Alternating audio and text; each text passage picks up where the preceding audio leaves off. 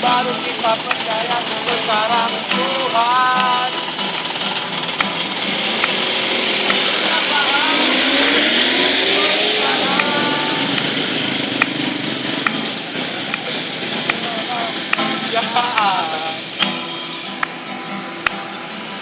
Mengapa nggak setiap hari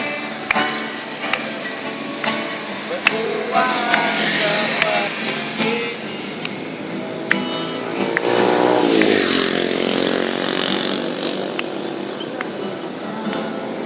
Aku menangis hari ini,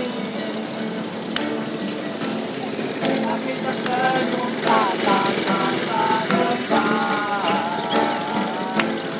Aku menangis hari ini, tapi tersenyum tatap masa depan.